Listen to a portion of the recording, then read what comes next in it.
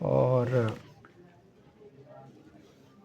پیدائش کے بعد ان کی جو وفات ہے وہ 100 نہیں، یہ تو ان کے والد کی وفات لکھی ہوئی ہے انہوں نے، خیر بہر آگے آ جاتی ہے، ان کے والد کی وفات 126 میں لکھی ہوئی ہے۔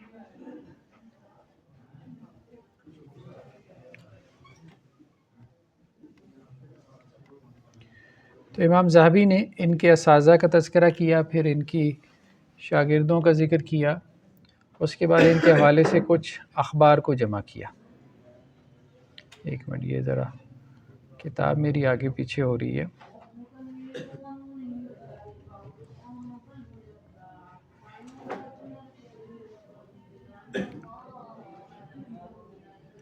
جی، تو امام ذہبی نے کہا کہ ان کے شیوخ کی تعداد جو ہے وہ تقریباً 600 کے قریب ہے،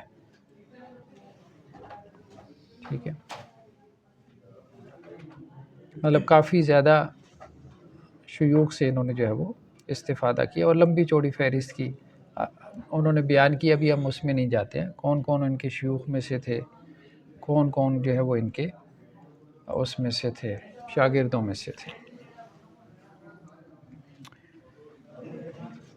تو عبداللہ ابن مبارک کہتے ہیں کہ میں نے 1000، عبداللہ ابن مبارک بھی بڑے محدثین میں سے، تو وہ کہتے ہیں میں نے 1000 سے زائد شیوخ سے لکھا، یعنی حدیث لکھی، لیکن میرے خیال میں سفیان ثوری سے زیادہ ان میں سے افضل کوئی نہیں تھا، ٹھیک ہے۔ ایوب سختیانی بھی کہتے ہیں، سختیانی بھی کہہ دیتے ہیں بعض لوگ، یہ بھی بڑے محدثین میں سے ہیں۔ وہ یہ کہتے ہیں کہ کوفہ میں میں نے سفیان ثوری سے بڑھ کے یا فضیلت والا کوئی شخص نہیں دیکھا، یعنی ان کی فضیلت کے حوالے سے کافی زیادہ ہمیں روایات جو ہے وہ ان کے معاصرین سے یا وقت کے محدثین سے ملتی ہیں۔ عبد الرحمن ابن مہدی، کون تھے عبد الرحمن ابن مہدی؟ عبد الرحمن ابن مہدی کون تھے؟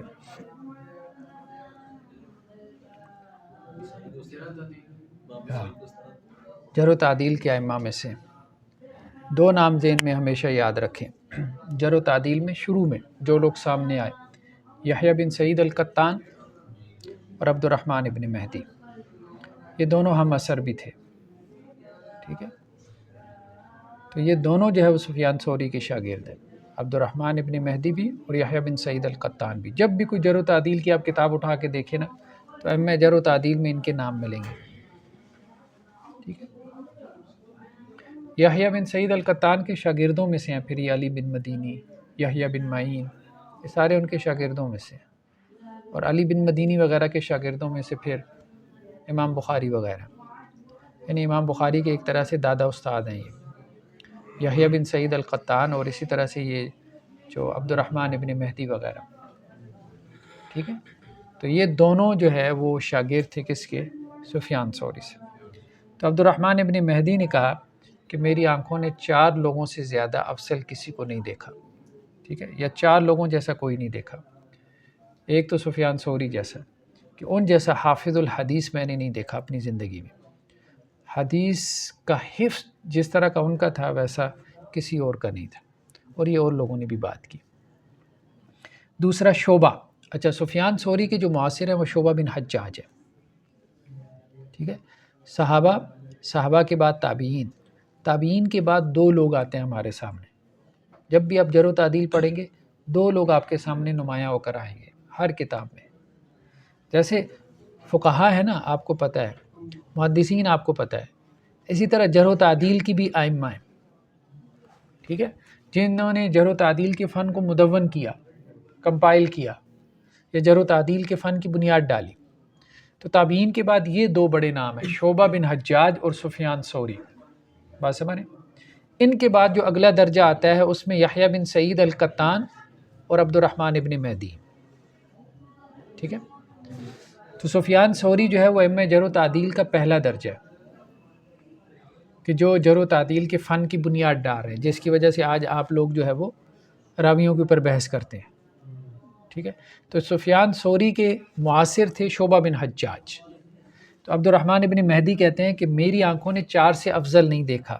ایک سفیان ثوری، ان جیسا حافظ الحدیث کوئی نہیں تھا، اور دوسرا شعبہ جیسا جو ہے وہ زاہد. شعبہ بہت عبادت گزار تھے، دنیا سے بے رغبتی اختیار کرنے والے، ان کے بارے میں بھی ہم دیکھیں گے. اور مالک جیسا سمجھدار، امام مالک، ٹھیک ہے، اور عبداللہ بن مبارک جیسے خیر خواہ، امت کے خیر خواہ. تو یہ چاروں بڑے لوگ تھے، ان کی تعریف کی. شعبہ جو ہے سفیان ثوری کی معاصر ہے. شعبہ نے یہ بات کہی کہ سفیان ثوری مجھ سے بڑے حافظ ہیں. ٹھیک ہے. ایک دفعہ امام شعبہ بن حجاج نے روایت بیان کی تو کسی شخص نے کہا کہ سفیان ثوری آپ سے مخالف روایت بیان کرتے ہیں، یعنی جب یہ روایت بیان کرتے ہیں تو آپ کا خلاف کرتے ہیں. بات سمجھ رہے ہیں نا، مطلب الفاظ میں یا سند میں خلاف کرتے ہیں. تو شعبہ نے کہا کہ تو نے میرا بھیجا نکال دی ہے، مطلب یہ تو نے ایسی دلیل دی ہے کہ اس کے آگے میں لاجواب ہوں. اگر میں سفیان ثوری کی مخالفت کر رہا ہوں تو مطلب یہ ہے کہ سفیان ثوری کو لے لو، میری کوئی حیثیت نہیں ہے. یعنی مجھے یہ چپ کروانے کے لیے کافی ہے یہ بات کہ میں نے سفیان ثوری کی مخالفت کی. تو گویا سفیان ثوری جو ہیں وہ کہنے کا مطلب یہ ہے کہ بہت زیادہ ان کو حدیث کے اندر، خاص طور پہ یہ کوفہ میں تھے، کوفہ کے اندر تھے، بہت ان کا مقام تھا. ابن مہدی کا ایک اور قول ہے کہ وہ حیب جو تھے نا، وہ سفیان ثوری کو امام مالک کے اوپر بھی ترجیح دیتے تھے. امام مالک کا حافظہ یا امام مالک کے بارے میں بھی اگر آپ پڑھیں نا تو حدیث کے حوالے سے ان کے حافظے کی بہت تعریف ہوتی ہے، لیکن سفیان ثوری کو امام مالک کے اوپر بھی ترجیح دی جاتی تھی حفظ حدیث میں، یعنی ان کا حفظ بڑا پختہ تھا. ٹھیک ہے. اسی طرح یحییٰ بن معین سے یہ مروی ہے کہ وہ اپنے زمانے میں سفیان ثوری کے اوپر کسی کو ترجیح نہیں دیتے تھے، اور یہ کہتے تھے کہ ان جیسا فقیہ کوئی نہیں، ان جیسا محدث کوئی نہیں، ان جیسا زاہد کوئی نہیں، اور کسی بھی معاملے میں ان کے سامنے آتا تھا وہ کہتے تھے اس جیسا کوئی بندہ نہیں. نہ زہد میں، نہ ویسا عبادت گزار ہم نے دیکھا، نہ ویسا محدث دیکھا، نہ ویسا فقیہ ہم نے دیکھا. کس نے کہا؟ یحییٰ بن معین. یحییٰ بن معین بھی اب بڑے لوگوں میں سے ہیں.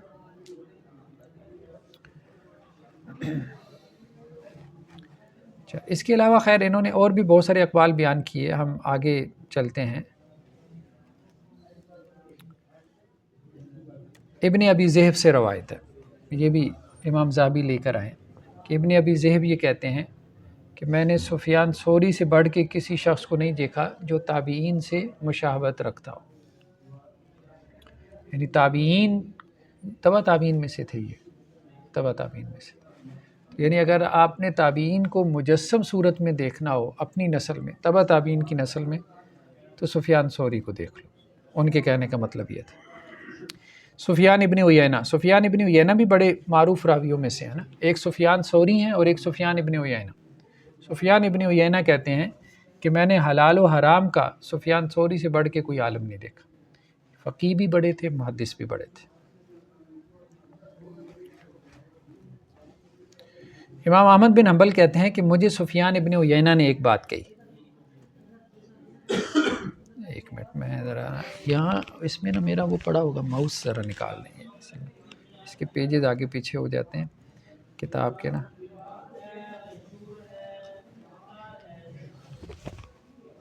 ہاں یہ دے دیں، چلو ٹھیک ہے.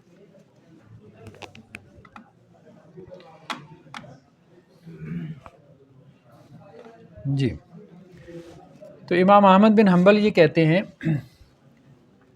کہ مجھے سفیان ابن عیینہ نے یہ بات کہی کہ مرتے دم تک تم سفیان ثوری جیسا نہیں دیکھ پاؤ گے.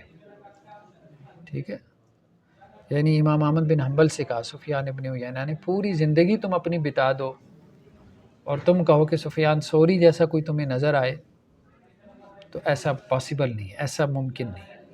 ٹھیک ہے. یحییٰ بن سعید القطان، جن کی ابھی بات ہوئی، ائمہ جرح و تعدیل میں سے تھے.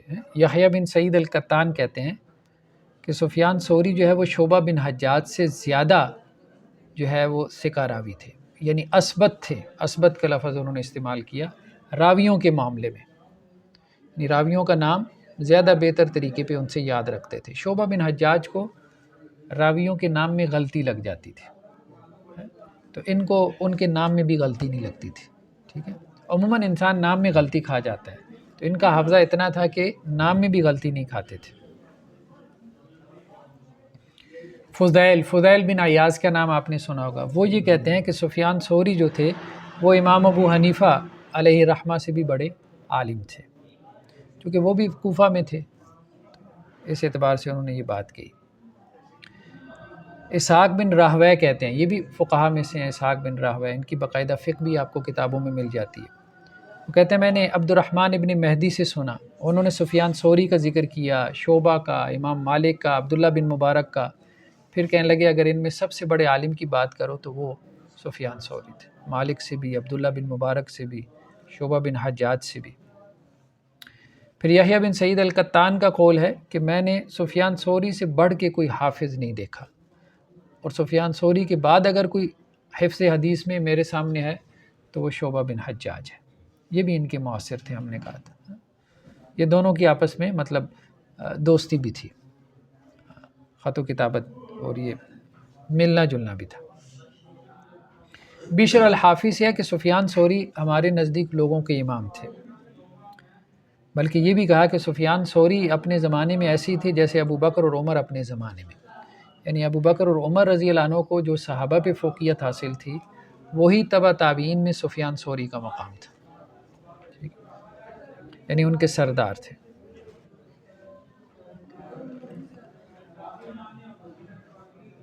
ابو بکر ابن عیاض سے ہے کہ میں اگر کسی شخص کو دیکھ لیتا تھا کہ اسے سفیان ثوری کی صحبت حاصل ہو گئی تو میری آنکھوں میں اس کی عزت بھی بڑھ جاتی تھی، یعنی ہمیں یہ معلوم ہوتا تھا کہ یہ سفیان ثوری کے پاس بیٹھتا رہا ہے یا یہ ان کے شاگردوں میں سے ہے، تو ہماری نظر میں اس کی بھی قدر بڑھ جاتی تھی، مطلب اتنا ان کا جو ہے وہ مقام اور مرتبہ تھا۔ ابو داود سے ہے، وہ یہ کہتے ہیں کہ سفیان ثوری اور شعبہ میں بہت کم اختلاف ہوتا ہے، لیکن جب اختلاف ہوتا ہے تو سفیان ثوری کی رائے کو ترجیح ہوتی ہے، ٹھیک ہے، اگر دونوں مطلب حدیثوں کے بیان میں ان کا اختلاف ہو جائے تو ان کا کوئی تقریباً 50 کے قریب احادیث میں اختلاف ہوا ہے روایات میں، سفیان ثوری اور شعبہ بن حجاج کا، لیکن اس میں اکثر و بیشتر سفیان ثوری کے قول کو ترجیح دی جاتی ہے، کیونکہ ان کا حفظ حدیث زیادہ تھا۔ سفیان ابن عیینہ سے ہے کہ اصحاب الحدیث 3 لوگ ہیں، یعنی جسے آپ اہل الحدیث کہتے ہیں، یا اہل الحدیث کے یا اصحاب الحدیث کے امام 3 ہیں۔ صحابہ میں ابن عباس جو اپنے زمانے کے جو ہے وہ امام المحدثین تھے، تابعین میں امام شعبی، اور تبع تابعین میں سفیان ثوری، ٹھیک ہے۔ تو یعنی سفیان ثوری کو تبع تابعین میں وہی مقام ملا جو تابعین میں شعبی کو، اور صحابہ میں عبداللہ ابن عباس رضی اللہ عنہ۔ علی بن مدینی کہتے ہیں، یہ علی بن مدینی جو امام بخاری کے استاد ہیں، وہ کہتے ہیں کہ مجھے نہیں پتا کہ سفیان ثوری نے کبھی کوئی غلطی کی ہو سوائے ایک جگہ کہ ایک عورت کا نام لینے میں ان سے غلطی ہو گئی، بس اس کے علاوہ ہمیں نہیں معلوم کہ ان سے کبھی کوئی غلطی ہوئی ہو، یعنی جو ریکارڈ ہم تک پہنچا ہے ان کے حوالے سے ہوتا ہے نا، مطلب بڑے بڑے علماء کی غلطیاں نکل آتی ہیں، ٹھیک ہے۔ امام احمد بن حنبل سے ہے کہ انہوں نے کہا تم جانتے ہو کہ امام کون ہو؟ امام مجھ سے پوچھتے ہو تو امام سفیان ثوری کو کہتے ہیں، اور میرے دل میں ان سے بڑھ کے کسی کی جگہ اور مقام اور مرتبہ نہیں۔ خریبی سے ہے کہ میں نے سفیان ثوری سے بڑا فقیہ نہیں دیکھا۔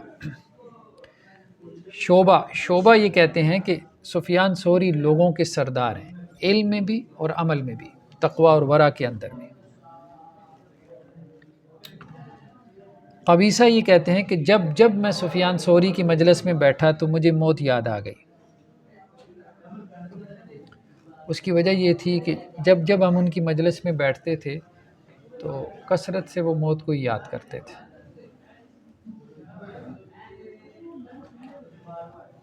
یوسف بن اسباد سے ہے کہ رات کا وقت تھا، سفیان ثوری نے مجھے کہا کہ میرا وضو کا برتن پکڑاؤ، جیسے آپ کوزہ کہتے ہیں یا ہم لوٹا کہہ دیتے ہیں، کوزہ سمجھتے ہیں اس کو، کوزہ ہوتا ہے۔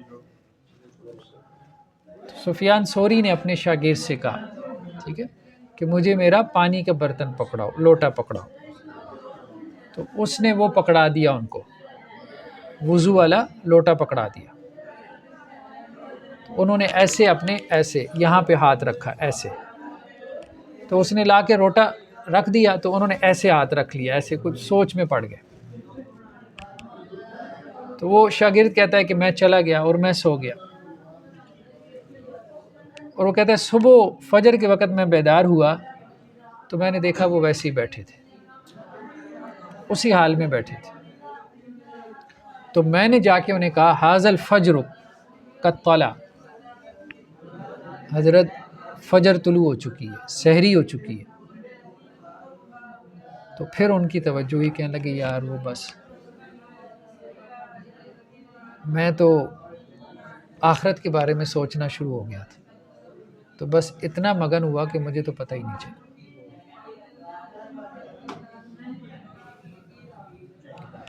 یوسف، اسی شاگرد سے، یوسف بن اسبات سے، کہ سفیان ثوری سے ایک مسئلے کے بارے میں کسی نے پوچھا، جب کہ وہ بازار میں تھے اور کچھ خرید و فروخت کر رہے تھے، تو کہنے لگے دعنی فإن قلبی عند درہمی، ابھی رہنے دو، میرا دل جو ہے وہ ابھی درہم میں مشغول ہے۔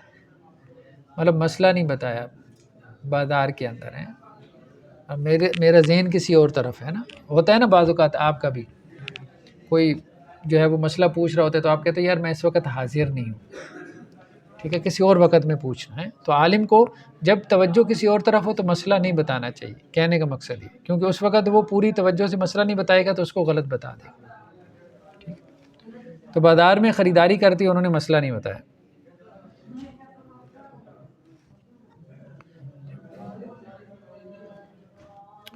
جی، ایک شخص سفیان ثوری کے پاس آیا اور اس نے دیکھا کہ ان کے ہاتھ میں دینار تھے، تو وہ کہنے لگا کہ آپ بھی دینار جمع کرتے ہیں؟ تو وہ کہنے لگا کہ اس کو خاموش ہو جا، اگر یہ ہمارے پاس نہ ہوتے تو ہم بادشاہوں کے دسترخوان پہ بیٹھ رہے ہوتے، مطلب ان کے محتاج ہوتے۔ تو اللہ تعالیٰ نے ان دراہم اور ان دیناروں کی وجہ سے ہمیں ان کی محتاجگی سے بچا لیا۔ یعنی ایک تو اس کا پہلو ہے دنیا داری کا، لیکن انہوں نے اس کے دوسرے پہلو کو اجاگر کیا نا، کہ کسی کی محتاجگی بھی بہت بڑی چیز ہے، اور خاص طور پہ بادشاہوں کی، کہ جو آپ سے اپنی مرضی کا فتویٰ لے لیتے ہیں پھر، ٹھیک۔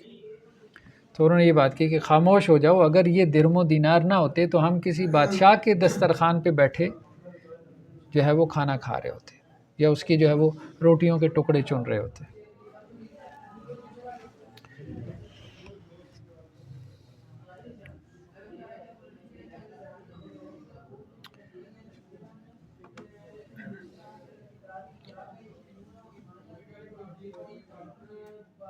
اچھا جی، یوسف بن اسبات، یہ ان کا جو وہی جو شاگرد دوسری روایتی بھی لا رہا ہے، کہتا ہے کہ حضرت سفیان ثوری اذا اخذ فی ذکر الآخرہ یبول الدم، واللہ عالم اب اس کی کیا وجہ تھی، لیکن یہ روایت آپ کو کافی زیادہ ملتی ہے سفیان ثوری کے بارے میں، کہ سفیان ثوری جب آخرت کو یاد کرتے تھے تو اتنا خوف ان پہ طاری ہوتا تھا کہ ان کے پیشاب میں خون آنا شروع ہو جاتا تھا۔ یبول الدم یعنی پیشاب میں خون کرتے تھے خوف کی وجہ سے۔ عبد الرحمن ابن مہدی سے ہے، عبد الرحمن ابن مہدی نے آگے آ رہا ہے بات، آخر عمر میں کافی ان کی خدمت بھی کی، یعنی یہ بیمار ہو گئے تھے سفیان ثوری، تو یہ شاگرد تھے تو یہ ان کی خدمت کرتے تھے، آخر وقت میں ان کے پاس رہے، دن رات بھی رہے۔ تو عبد الرحمن ابن مہدی کہتے ہیں کہ میں نے سفیان ثوری سے یہ بات سنی کہ سفیان ثوری نے کہا کہ مجھ تک جو بھی رسول اللہ صلی اللہ علیہ وسلم کی حدیث پہنچی تو میں نے اس پہ عمل کیا، بھلے ایک مرتبہ ہی کیا ہو۔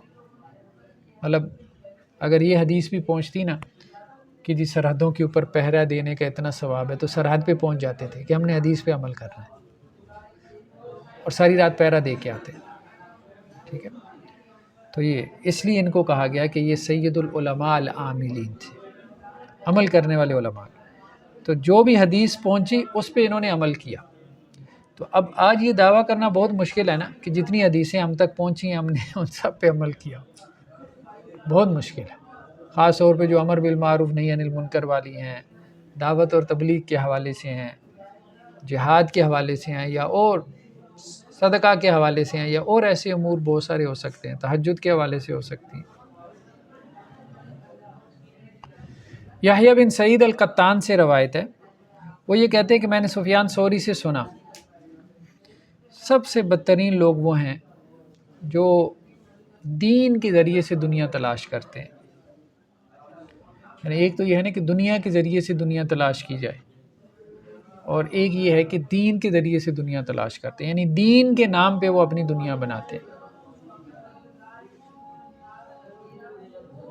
جنہیں آپ علماء سو کہہ دیتے ہیں. ٹھیک ہے، اچھے برے تو ہر طبقے میں موجود ہیں.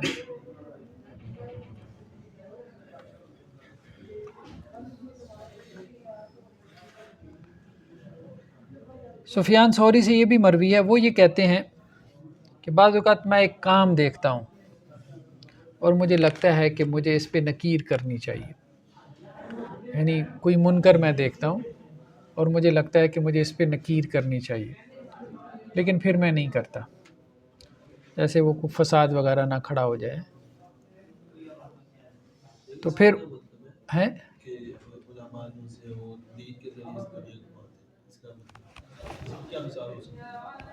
مطلب مراد یہ ہے نا کہ ایک انسان جو ہے وہ دین کو ذریعہ بنا لے اپنی دنیا کے لیے، دین کو ذریعہ بنا لے. ہاں نہیں وہ تو ٹھیک ہے، وہ تو ٹھیک ہے. دیکھیں جو بندہ جس نے اپنے آپ کو وقف کیا ہوا ہے، ٹھیک ہے، دین کے لیے، تو وہ دین سے لے لیتا ہے یا لے سکتا ہے. ٹھیک ہے، لیکن اس میں بھی کیا کوئی بقدر ضرورت لے سکتا ہے یا کھلا ڈولا لے سکتا ہے؟ اصل سوال یہ ہے. تو یہ کسی نے نہیں کہا کہ جو دین کی خدمت کر رہا ہے تو وہ دین سے نہیں لے سکتا. دین سے تو بندہ لے سکتا ہے. آپ نے 24/7 اپنے آپ کو دین کے لیے وقف کیا ہوئے تو آپ دین سے لے سکتے ہو، کوئی حرج کی بات نہیں. ٹھیک ہے، لیکن بعض اوقات آپ دین سے اتنا زیادہ لینا شروع کر دیتے ہو، اتنا شہانہ قسم کا سٹائل آپ کا بن جاتا ہے. مثال کے طور پہ آپ دین سے موٹر سائیکل لے لو، چلو میران لے لو، چلو یار سٹی بنا لو. ٹھیک ہے، اب آپ کہو نہیں میں نے تو 6 کروڑ والی لینی، V8 لینی ہے. ٹھیک ہے، آپ دین سے مثال کے طور پہ 3 مرلے کا مکان بنا لو، 5 کا بنا لو. اب آپ کہتے ہو نہیں میں نے تو بنانا ہے 2 کنال کا، اور وہ بھی DHA میں. فرق ہے نا، فرق ہے. تو وہ کوئی لمٹ ہوگی کہ نہیں، کوئی چیک ہوگا کہ نہیں کہ آپ نے کتنا لینا ہے. اب آپ کہیں جاب کرتے ہو نا، ظاہری بات ہے دنیا میں بھی جو بندہ جاب کر رہا ہے اس کی تنخواہ لمیٹڈ ہی ہوتی ہے نا، متعین ہوتی ہے. بھئی 1 لاکھ لے گا، 2 لاکھ لے گا، 3 لاکھ لے گا. ٹھیک ہے، تو آپ اگر دین کا کام کر رہے ہو تو بس ٹھیک ہے، ایک لمٹ میں تنخواہ لو آپ. ٹھیک ہے، 1 لاکھ لے لو، 2 لاکھ لے لو، 3 لاکھ لے لو، جو آپ کو لینی ہے.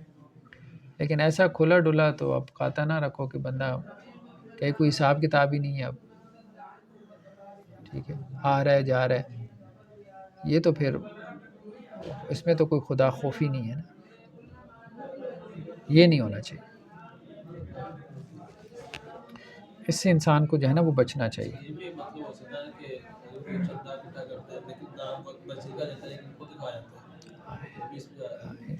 دیکھیں اگر مسجد کے لیے چندہ اکٹھا کر رہا ہے اور اس کا کوئی اور ذریعہ روزگار نہیں ہے، اس نے مسجد، تو ٹھیک ہے اپنی ضرورت کے مطابق اس میں سے لے لے، ضرورت کے مطابق. بات پھر وہی ہے. اصل میں دیکھیں جب آپ ضرورت سے زیادہ لیں گے تو اللہ کے ہاں بھی گناہ گار ہوں گے اور دنیا سے بھی چھپائیں گے. پھر دیکھیں نا اگر آپ ضرورت کے مطابق لے رہے ہیں تو آپ دنیا کو بتا سکتے ہو نا یار میں تو اتنا لے رہا ہوں، اس میں کیا آتا ہے، کیا بنتا ہے. ٹھیک ہے، دھڑلے سے بتاؤ گے یار میں تو اتنی تنخواہ لیتا ہوں. ٹھیک ہے، ہاں اگر آپ بہت زیادہ لے رہے ہوگے نا پھر آپ چھپاؤ گے کہ اگلے کو نہ پتہ چلے کہ میں کتنا لے رہا ہوں، کیونکہ اس کے اوپر پھر سوال ہوں گے، وہ یار ان کو دیکھو. ٹھیک ہے. ابھی کسی نے وہ لگائی ہوئی تھی اپنا غامدی صاحب کے حوالے سے ایک پوسٹ لگائی تھی فیس بک کے اوپر. ٹھیک ہے. تو ابھی ان کا امریکہ کے اندر ادارہ ہے، تو کسی نے کہا کہ جی ان کے جو ایگزیکٹو ڈائریکٹر ہیں ایک، ان کی تنخواہ 35 لاکھ مہینے کی ہے، اور یہ سارا صدقہ چندے سے آتا ہے، تو اتنی زیادہ تنخواہ نہیں ہونی چاہیے. لیکن انہوں نے نیچے کہا ہوا ہے کہ جی امریکہ میں رہتے ہیں، تو اب امریکہ میں خرچے اتنی زیادہ ہوتے ہیں. تو کہنے کا مقصد یہ ہے کہ یہ جو تنخواہیں ہیں، اور ہمارے ہاں مطلب لوگ مطلب مدارس میں بھی ہو سکتا ہے کوئی ایسے ہوں 35 40 لاکھ ان کا مہینے کا خرچہ ہو. ٹھیک ہے. تو یہ ہے، یہ میرے خیال میں نہیں ہونا چاہیے. اس کے اندر انسان کو اعتدال میں رہنا چاہیے، اعتدال میں رہنا چاہیے. بہت زیادہ جو ہے نا دین سے اپنا سٹیٹس بنانا، ضرورت پوری کرو، دین نہیں روکتا، آپ دین سے اپنی ضرورت پوری کرو، لیکن ضرورت کی ایک لمٹ رکھ لو نا یار، ایک مناسب سی لمٹ رکھ لو. چلو یہ بھی نہیں ہے کہ جی اب آپ کہیں کہ جی یہ، بلکہ سفیان ثوری ان کے آگے بات آئے گی. سفیان ثوری نے نا آگے آئے گا، کسی عباسی خلیفہ کو کہا، وہ حج کے موقع پہ یہ گیا ہے، تو عباسی خلیفہ کو دیکھا اور اسے کہا کہ یہ اتنے تمہارے خدام، شان و شوکت اور یہ سارا کچھ. حضرت عمر کا حج تو 10-15 جو ہے وہ دینار کے اندر ہو جاتا تھا، اور تم یہ کیا مطلب کیوں فضول خرچی کر رہے ہو؟ تو وہ کہنے لگا کہ وہ اب عباسی خلیفہ ان کو کہنے لگا سفیان ثوری کو کہ کیا اب ہم تمہارے لیول پہ آ جائیں؟ تو یہ کہنے لگے نہیں، میں یہ نہیں کہہ رہا تم میرے لیول پہ آ جاؤ، کیونکہ تیرے اندر اتنی ہمت نہیں ہے میرے لیکن میں یہ کہہ رہا ہوں جتنا ہے نا اس سے نیچے آ جا. اب بات سمجھ، یہ میں ضرور کہتا ہوں کہ جو یہ تو سارا کچھ کر رہا ہے نا، یہ نہیں ہونا چاہیے، اس سے تو نیچے آ جا، میرے لیول پہ بے شک نہ، کیونکہ تو بادشاہ ہے، بادشاہ کا لیول تو اب عام لوگوں سے اونچا ہونا ہی ہے. تو ایک یہ ہے کہ بالکل لیول ختم کرنا یہ بھی مشکل ہو جاتا ہے، یہ بات بھی آپ ذہن میں رکھیں. ٹھیک ہے. یہ بالکل کہنا کہ جی ساری برابر ہو جائیں تو وہ مشکل ہے، وہ پاسبل نہیں ہے. تو لیول کا فرق تو رہے گا، لیکن اتنا زیادہ فرق نہیں ہونا چاہیے، زمین آسمان کا فرق ہو جائے، یہ نہیں ہونا چاہیے. یہ بات اصل میں ہو رہی ہے.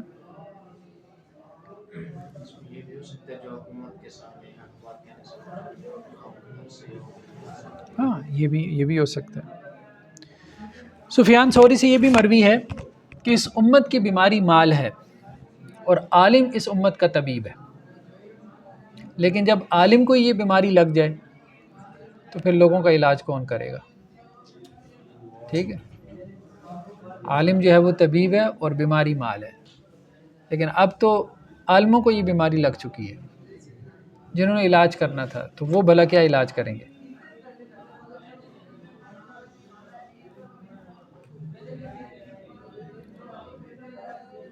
سفیان ثوری سے ہے کہ زہد 2 قسم کا ہے. زہد سمجھتے ہیں؟ بے رغبتی، ایک نہیں، تقویٰ نہیں، بے رغبتی، دنیا سے بے رغبتی.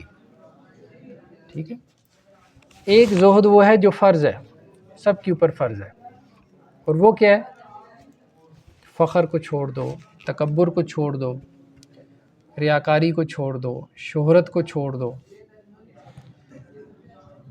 عجب پسندی کو چھوڑ دو، دوسروں کے اوپر غالب آنا، چڑھائی کرنا، اس کو چھوڑ دو. اور ایک زہد ہے جو کہ نفل ہے، اور نفل زہد یہ ہے کہ حلال کو چھوڑ دو.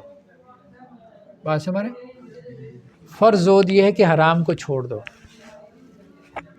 اور نفل زہد کیا ہے؟ حلال کو چھوڑ دو. کیا بات سمجھ میں آئی اس سے؟ حلال کو کیوں چھوڑ دیں؟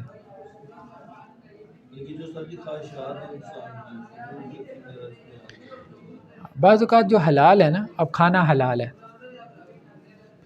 ٹھیک ہے، دن میں اگر 10 ٹائم کھائیں گے تو کیا ہوگا؟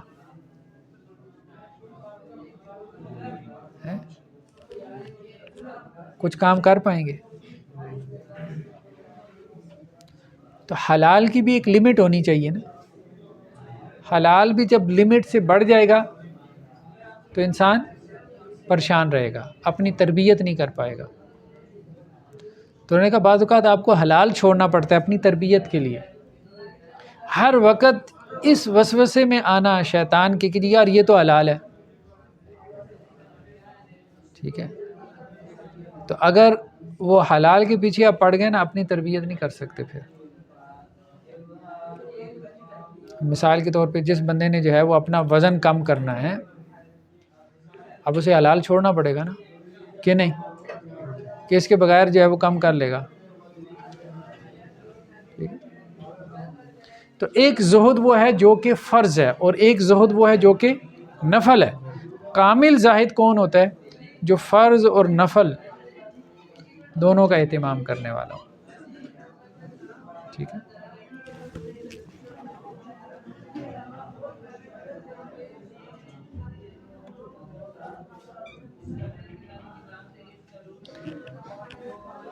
منصور خلیفہ جو تھا، منصور خلیفہ جانتے ہیں؟ عباسی خلیفہ تھا۔ تو منصور خلیفہ اس کا چچا تھا عبد الصمد۔ ان سب نے مل کے جو ہے بنو امیہ کے خلاف تحریک چلائی تھی، پھر بنو امیہ کی جگہ انہوں نے ٹیک اوور کر لیا، یہ جو عباسی جو تھے، ٹھیک ہے۔ عباسیوں کا پہلا خلیفہ کون تھا؟ کیا نام تھا؟ صفاح، خونریزی کرنے والا، اس نے بہت بنو امیہ کے مارے تھے، ٹھیک ہے۔ صفاح کے بعد یہ منصور آیا، تو منصور کا چچا تھا عبد الصمد، یہ بھی گورنر تھا، یہ کوفہ کے علاقے کا یہ گورنر تھا۔ تو عبد الصمد آیا کس کے پاس؟ سفیان ثوری کے پاس، یہ بیمار تھے، ان کی عیادت کے لیے آیا۔ آپ کہہ رہے کہ جی کوفہ کا گورنر تھا، عباسی جو خلیفہ تھا اس کا چچا تھا۔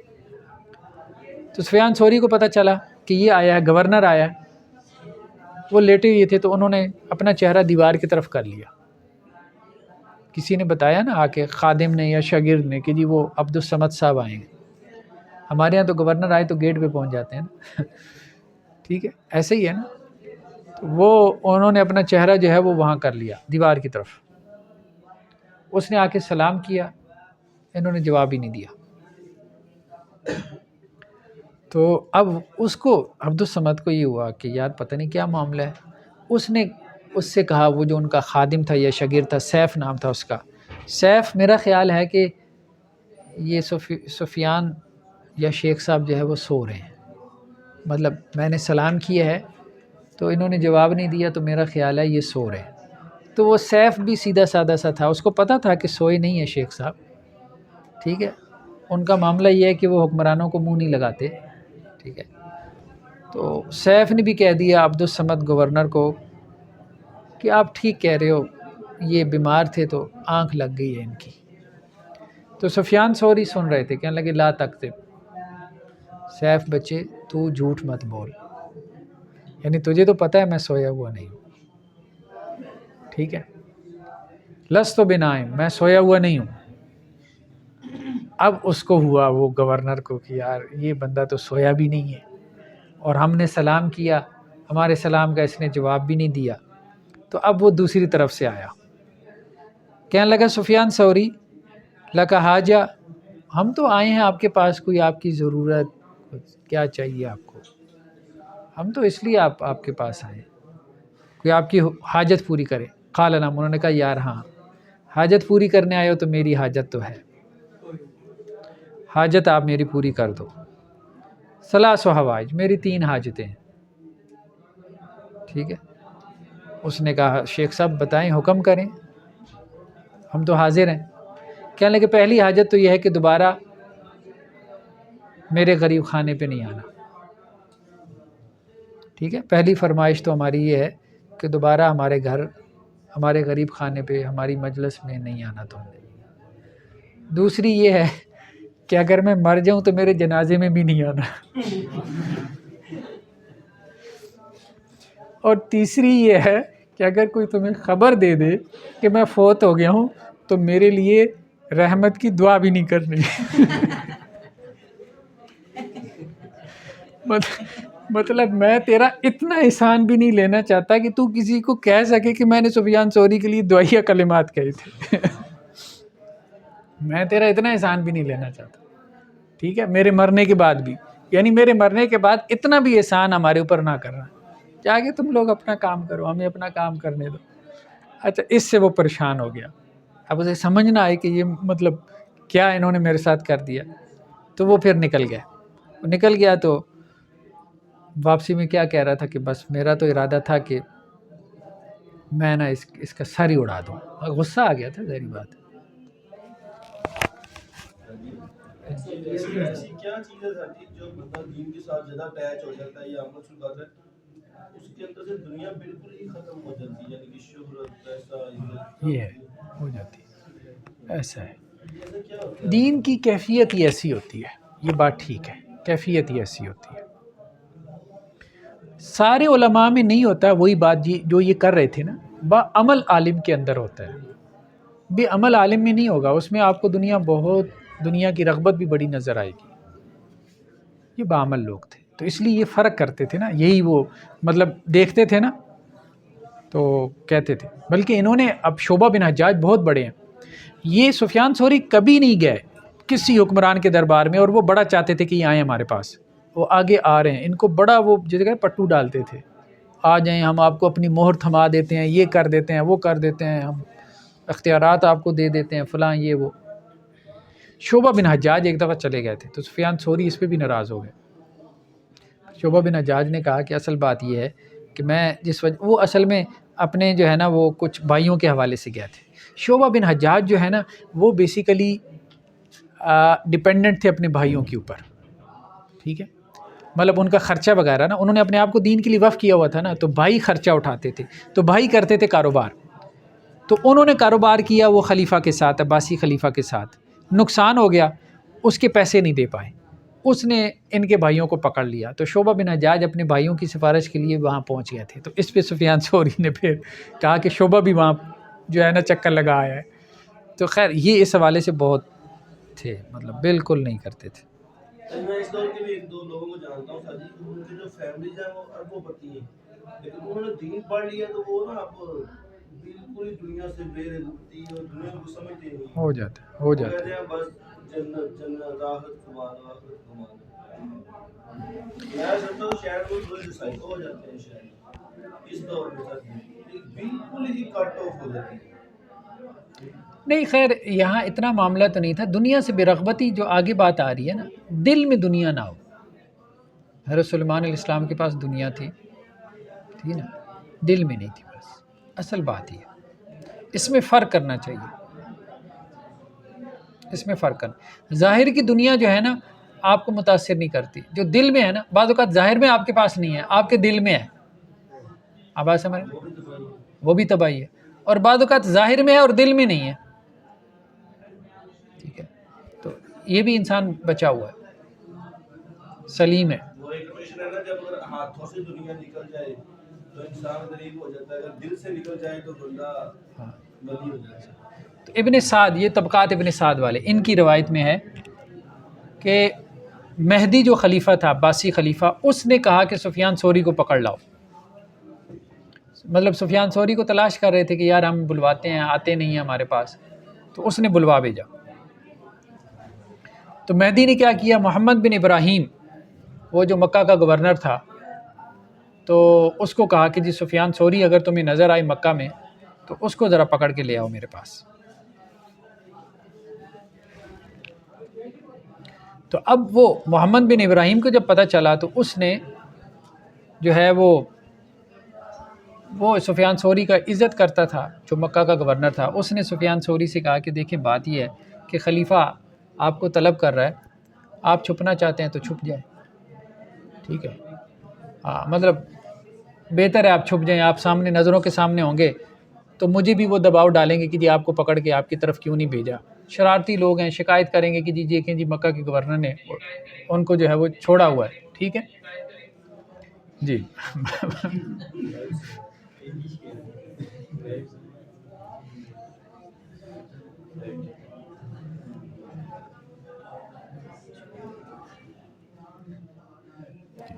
تو پھر سفیان ثوری جو ہے وہ پھر مکہ کے اندر رپوش ہو گئے، پھر لوگ ان کے پاس آتے تھے اور چھپ کے ان سے جو ہے وہ علم حاصل کرتے تھے۔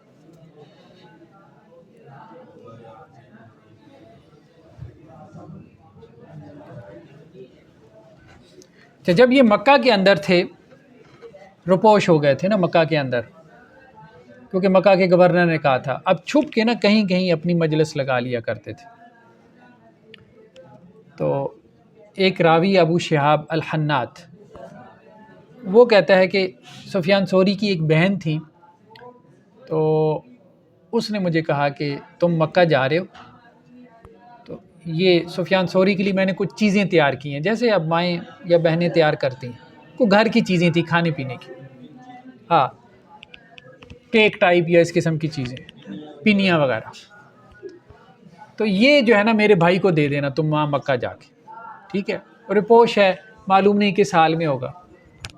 تو وہ راوی کہتا ہے کہ میں مکہ میں آ گیا، میں نے لوگوں سے پوچھنا شروع کیا کہ یار سفیان ثوری کدھر ہیں، ان کی بہن نے کچھ کھانے پینے کو چیزیں بھجوائی، تو مجھے لوگوں نے بتایا کہ جی وہ وہاں خانہ کعبہ کے پاس آپ کو ملیں گے، وہاں بیٹھے ہوئے ہیں، چپ کر کے بیٹھتے ہیں، عام لوگوں میں گھلتے ملتے نہیں، تو وہاں کسی سے پوچھ لینا۔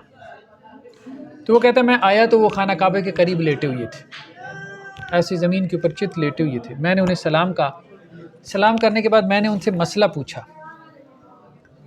تو انہوں نے مجھے مسئلہ نہیں بتایا، وہ خاموشی سے لیٹے رہے۔ تو مطلب مجھے اس کا بڑا دکھ ہوا کہ یار میں نے ان سے سوال کیا، ان کے پاس آ کے بیٹھ گیا، ایک دین کا مسئلہ پوچھا ہے اور اس کا جواب بھی نہیں دے رہے، کوئی سلام جواب، کوئی بندہ بات کرتا ہے، اب میں اتنی دور سے آیا ہوں۔ پھر اس کے بعد میں نے کہا چلو چھوڑو، ان کا دل نہیں ہے بات کرنے کو، تو میں نے کہا جی آپ کی بہن نے آپ کے لیے کچھ کھانے پینے کو بھجوایا ہے، تو کہتا فوراً سیدھے بیٹھ گئے، کہنے لگا لے آؤ لے آؤ لے آؤ۔ تو مجھے یہ بڑا ہوا، میں نے کہا دیکھیں شیخ صاحب، میں نے مسئلہ پوچھا تو آپ نے کوئی توجہ ہی نہیں کی، میں نے جیسے ہی کھانے کا ذکر کیا آپ جو ہے نا چوکو چبند ہو کے بیٹھ گئے کہ بھائی لے آؤ، اور صحیح طرح سے گفتگو بھی کرنا شروع ہو گئے۔ تو وہ راوی کہتا ہے کہ مجھے سفیان ثوری یہ کہنے لگے یار دیکھو بات یہ ہے، حقیقت تمہیں میں بتاؤں تو 3 دن سے میں نے کچھ نہیں کھایا، اب جس بندے نے 3 دن سے کچھ کھایا نہ ہو تم اس سے مسئلہ پوچھو، وہ بیچارہ تمہیں کیا مسئلہ بتائے، ٹھیک ہے، اسے تو اپنی بھوک کی فکر ہے، مطلب وہ لیٹا ہوا ہے تو وہ تو اپنی اس فکر میں ہے کہ پتہ نہیں کہیں سے کچھ کھانے کو آ جائے۔ تو اب اس سے بھی کئی مسئلے نکلتے ہیں نا کہ بعض اوقات ایک عالم بیچارہ اپنے کسی مسئلے میں پھنسا ہوا ہے، اب آپ اس کو فون کیے جا رہے ہو، ٹھیک ہے کہ جی آپ ہمیں مسئلہ بتا دیں، آپ ہمیں مسئلہ بتا دیں، ہو سکتا ہے اس کے بچے ایمرجنسی میں ہو یا کوئی اور اس کا مسئلہ ہو، اس کی وجہ سے وہ پریشان ہو، اب آپ کہیں کہ جی وہ تو بندہ ہی بڑا متکبر ہے، اس کے اندر تکبر ہی بڑا ہے، ٹھیک ہے، اب جیسے اس کو ہو گیا، ٹھیک ہے، تو پھر یہ کہتا ہے کہ نہیں پھر مجھے ہوا، میں نے کہا نہیں شیخ صاحب ایسی بات نہیں ہے، آپ نے 3 دن سے کچھ نہیں کھایا تو یہ تو ایک فطری بات ہے، پھر اس بندے کے سامنے تو کھانا آئے گا تو وہ تو فوراً سیدھا ہو کے بیٹھے گا، وہ تو کوئی بھی ہوگا تو ایسا ہی ہے۔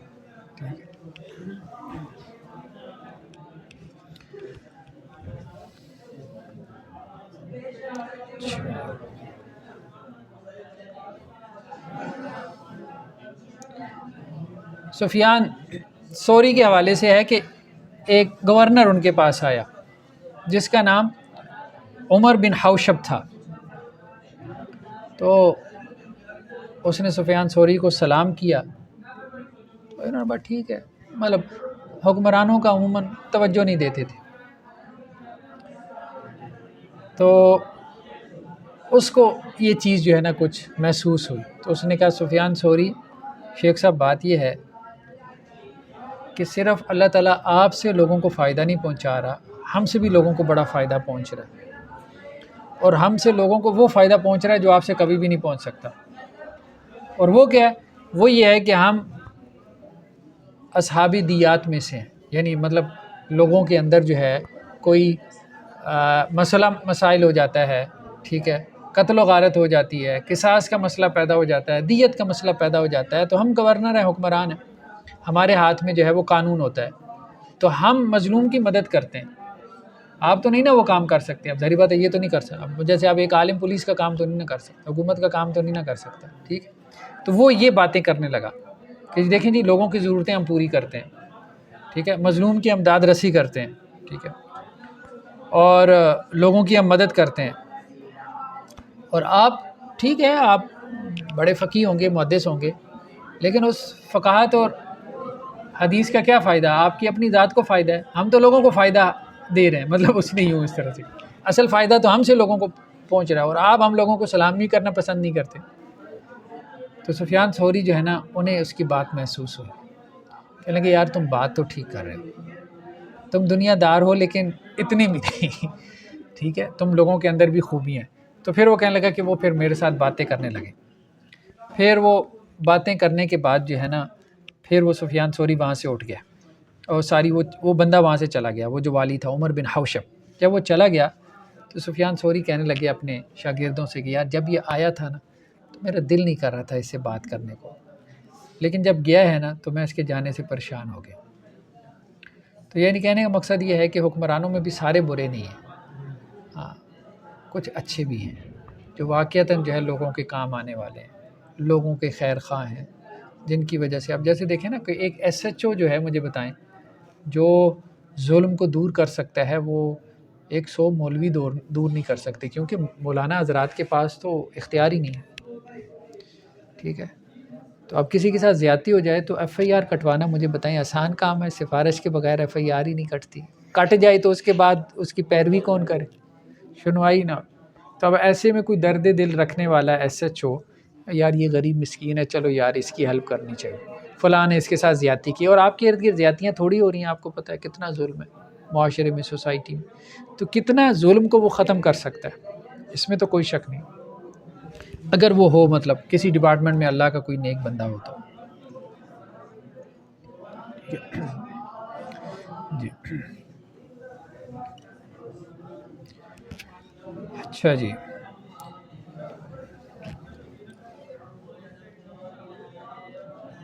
آگے کچھ روایات یہ لے کر آئے ہیں، یہ تو سفیان ثوری کے حوالے سے کہ ان سے انہوں نے کتنی حدیثیں جو ہیں وہ بیان کی راویوں کے حوالے سے۔ جی، اشجعی سے روایت ہے کہ میں نے سفیان ثوری سے 30,000 احادیث سنی، یعنی احادیث کا کافی ذخیرہ تھا ان کے پاس، اور احادیث میں پھر صرف مرفوع احادیث نہیں ہوتی تھی، موقوف اور مقطوع روایات بھی ہوتی تھی۔ موقوف سے مراد یعنی صحابہ سے جو مروی، اور مقطوع جو تابعین سے، تو ان کو بھی حدیث کہہ دیتے تھے۔ تو مطلب کوئی سوال کر سکتا ہے نا یہ 30,000 کہاں سے آ گئے؟ تو وہ صحابہ کے بھی جو فتاویٰ ہوتے تھے ان کو بھی یہ لوگ جمع کرتے تھے، تابعین کے جو فتاویٰ ہوتے تھے ان کو بھی جمع کرتے تھے، اور اس کو بھی حدیث شمار کرتے تھے، تو اس طرح سے وہ تعداد جو ہے نا وہ بڑھ جاتی تھی۔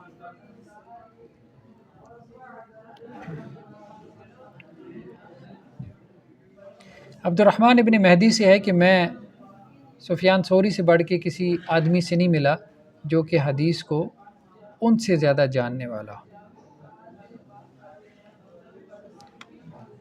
عیسیٰ بن یونس انہوں نے کہا کہ سفیان ثوری جو ہے وہ محمد ابن سعید بن ابی قیس الازدی کے پاس گئے اور وہاں تھوڑی دیر بیٹھے رہے، پھر اس کے بعد وہاں سے نکلے تو کہنے لگے انہو کذاب راوی ہے۔ تو یہ وہ بات ہے کہ سب سے پہلے انہوں نے جو ہے وہ جرح شروع کی راویوں کے اوپر۔ یہ جاتے تھے راویوں کے پاس، اور راوی جو حدیثیں بیان کرتے تھے تو یہ اپنی حدیثوں کے ساتھ اس کو پھر میچ کرتے تھے، جب وہ میچ نہیں ہوتی تھی تو پھر وہ ان کے اوپر حکم لگاتے تھے کہ یار یہ ہم نے تو وہ فلاں سے سنی ہے، یہ روایت تو فلاں سے ہے، اور یہ فلاں سے نقل کر رہا ہے، ٹھیک ہے، تو وہ پھر اس کے اوپر حکم لگاتے تھے۔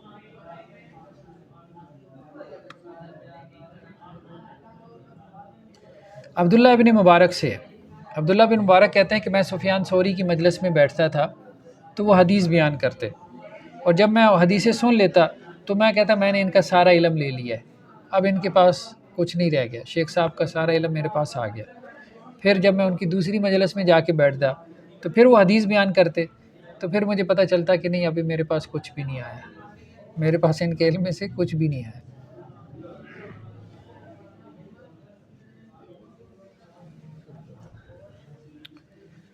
امام اوزائی یہ کہتے ہیں کہ اگر یہ کہا جائے کہ اس امت کے لیے کسی ایک شخص کو اختیار کر لو جو کتاب اللہ اور سنت رسول صلی اللہ علیہ وسلم کے مطابق فیصلے کرے، اگر مجھے یہ کہا جائے تو میں کہوں گا وہ سفیان ثوری ہے. ٹھیک ہے. امام عاصم یہ جانتے ہیں نا جو قرات کے امام ہیں، تو امام عاصم نے جو ہے سفیان ثوری کو دیکھا اور ان سے مسئلہ پوچھنے لگے، اور پھر کہنے لگے کہ سفیان تیری کیا بات ہے، تو آیا تھا ہمارے پاس چھوٹا سا تھا، یعنی قرآن پڑھنے آئے ہوں گے، اور آج تو بڑا ہو گیا ہم تیرے سے فتویٰ لینے آ رہے ہیں یعنی تیری کیا شان ہے، تو ہم سے قرآن پڑھنے آیا تھا اور ہم تیرے پاس فتویٰ لینے آ رہے ہیں.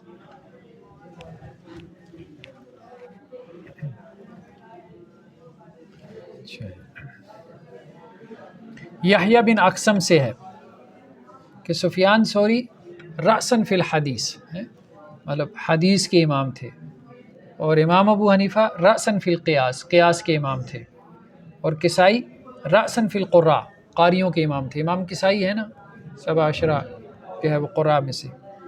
ٹھیک ہے.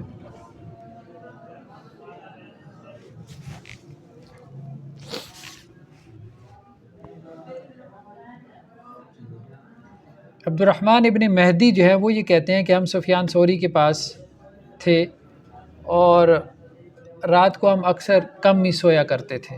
جب سفیان ثوری کے ساتھ ہوتے تھے تو ہم اکثر جو ہے وہ کم ہی سویا کرتے تھے،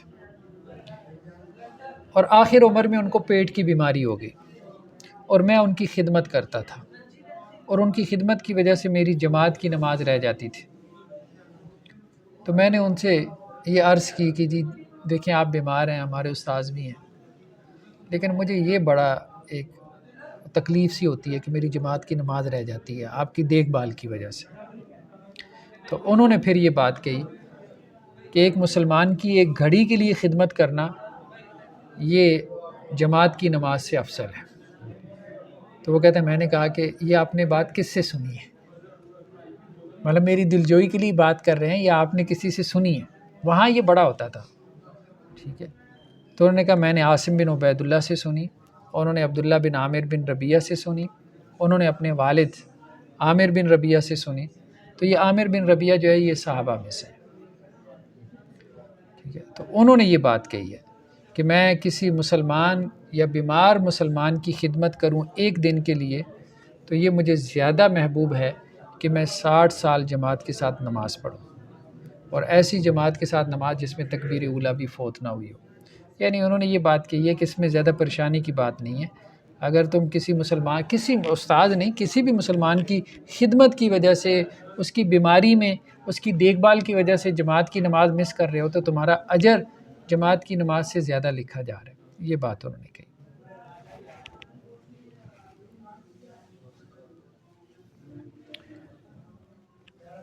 عبد الرزاق سے روایت ہے کہ ابو جعفر منصور جو تھا، ابو جعفر منصور نے جو ہے وہ مکہ میں کچھ لوگ بھیجے اور کہا کہ اگر سفیان ثوری نظر آئے تو اس کو صلیب دے دینا. تو وہ صلیب دینے والے لکڑیاں جو ہے نا اپنے کندھوں پہ اٹھائے آئے، اور انہوں نے مکہ میں جگہ جگہ وہ لکڑیاں نصب کر دیں کہ جی جہاں سفیان ثوری نظر آئے تو پکڑ کے ان کو ٹانگ دیں. تو سفیان ثوری اس وقت جو ہے وہ مطاف میں بیٹھے تھے، اور ان کا جو سر تھا وہ فضیل بن ایاز کی گود میں تھا، اور ان کے پاؤں سفیان ابن عیینہ کی گود میں تھے، مطلب لیٹے ہوئے تھے. پاؤں جو ہے سفیان ابن عیینہ کی گود میں تھے اور سر فضیل بن ایاز کی گود میں، اور مطاف میں کعبہ کے پاس لیٹے ہوئے تھے. اور ابو جعفر منصور نے بندے بھیج دیے تھے جنہوں نے مکہ میں جگہ جگہ صلیبیں گاڑنا شروع کر دی تھی اور اعلان کرنا شروع کر دیا تھا کہ بھئی سفیان ثوری کو جہاں بھی دیکھو تو ہمیں اطلاع دو. تو ان دونوں نے کہا سفیان ثوری سے اتق اللہ، اب تو اللہ سے ڈر جائیں، بلواتے ہیں آپ چلے جائیں ان کے پاس، حکمران بلوا رہے ہیں آپ چلے جائیں، آپ کی وجہ سے ہم بھی پریشان ہو رہے ہیں.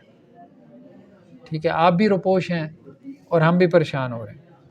تو سفیان ثوری نے جب یہ دیکھا کہ اب میرے شاگرد بھی جو ہے اب اس طرف آ رہے ہیں کہ میں ٹھیک نہیں کر رہا، تو وہ کہتے ہیں وہ خاموش رہے. جب ہم نے استاد سے یہ بات کہی نا تو وہ خاموش رہے، چپ کر کے بیت اللہ کی طرف گئے. پھر انہوں نے بیت اللہ کو پکڑا اور پھر انہوں نے کہا کہ ابو جعفر منصور جو ہے نا مکہ کے اندر داخل ہو جائے، یہ نہیں ہو سکتا. اور وہ مکہ کی طرف آ رہا تھا اور رستے میں ہی مر گیا. مطلب وہ سواری سے گرا اور وہ مر گیا. اچھا، اس کے بعد لوگوں نے انہیں کہا بھی کہ جی آپ نے یہ بات کہی تھی کہ وہ مکہ میں نہیں داخل ہوگا. مطلب قسم اٹھا لی نا، جیسے حدیث میں بھی آتا ہے کوئی بندہ اللہ کا بندہ اللہ کے لیے قسم اٹھا لیتا ہے تو اللہ تعالیٰ اس کی قسم کو پورا کرتا ہے.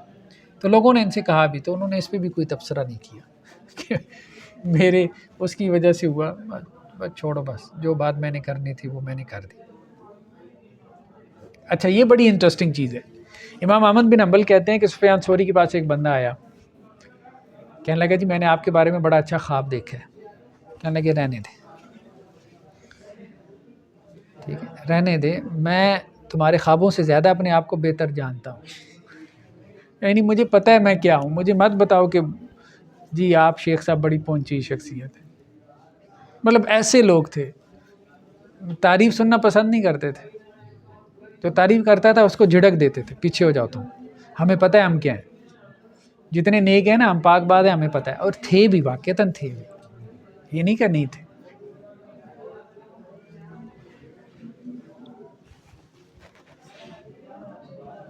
ابو بکر ابن عیاش سے ہے کہ سفیان ثوری جو ہے اس شخص کا انکار کرتے تھے جو یہ کہتا تھا کہ عبادات ایمان میں سے نہیں ہے، یعنی عمل ایمان کا حصہ نہیں ہے، تو اس کی نکیر کرتے تھے.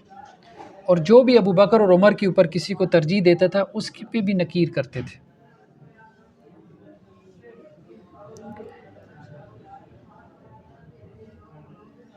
مطلب ان کا بھی وہی محدثین والا عقیدہ تھا کہ ایمان جو ہے وہ کٹتا بڑھتا رہتا ہے. ٹھیک ہے.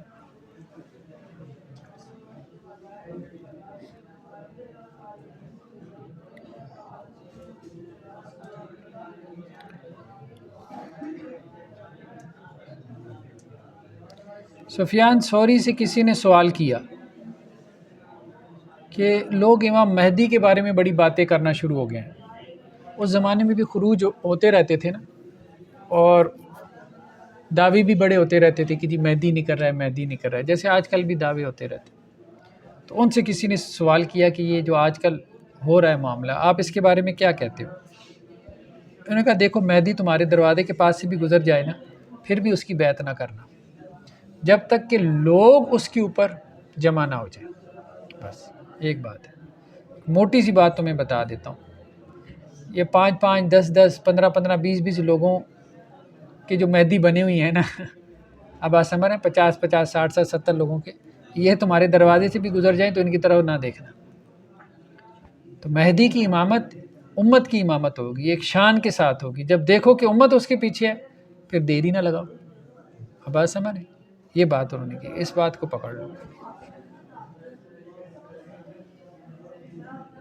سفیان ثوری سے سوال ہوا کہ ایک بندہ ابو بکر کو گالی دیتا ہے، تو انہوں نے کہا کافر باللہ العظیم، وہ اللہ کا انکار کرنے والا ہے. تو لوگوں نے کہا جی کیا اس کی جنازہ پڑھیں؟ انہوں نے کہا نہیں. تو اب وہ راوی کہتا ہے کہ اس کے بعد لوگ ان کے اوپر جو ہے نا وہ ان کو ملنے کے لیے اور ہاتھ ملانے کے لیے جیسے وہ ازدحام سا ہو جاتا ہے نا، تو وہ ازدحام سا ہجوم سا ہو گیا. تو مجھے بعد والی بات سنائی نہیں دی، تو میں نے کسی سے پوچھا کہ وہ بعد میں کیا کہہ رہے تھے. تو اس نے بتایا کہ وہ یہ کہہ رہے تھے کہ کسی نے سوال کیا اب اس کا کیا کرنا ہے، جنازہ نہیں پڑھنا، دفنانا تو ہے نا. تو انہوں نے کہا بس ہاتھ نہ لگانا، گڑھا کھود کے نا لکڑی سے اس کو اس کے اندر دھکیل کے اوپر مٹی ڈال دینا. ٹھیک ہے. مطلب صحابہ کے حوالے سے بہت غیرت رکھنے والے تھے، صحابہ کے حوالے سے کہنے کا مقصد یہ.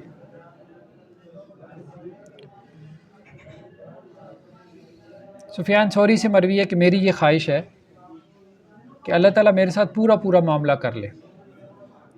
ٹھیک ہے. پورا معاملہ سے مراد یہ ہے کہ مجھ سے کچھ لے نہ، بھلے مجھے کچھ نہ دے. ٹھیک ہے. سمجھ رہے نا، پورا معاملہ جو ہے. سفیان ثوری سے یہ بھی مروی ہے، یہ ابو داؤد کی روایت ہے کہ میں نے سفیان ثوری سے سنا، ابو داؤد طیالسی یہ ان کے شاگردوں میں سے تھے نا، کہ میں نے سفیان ثوری سے سنا کہ مجھے اس سے ڈر لگتا ہے کہ میں حدیث کی وجہ سے جہنم میں نہ چلا جاؤں. حدیث پڑھنے پڑھانے کی وجہ سے تو نہیں، اصل میں وہ کہتے تھے کہ کہیں اس میں ریاکاری نہ آ گئی،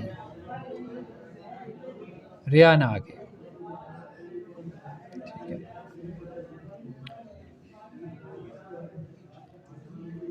چلیں جی، میرے خیال میں آج اتنا کافی ہے، پھر نیکسٹ انشاءاللہ سے جی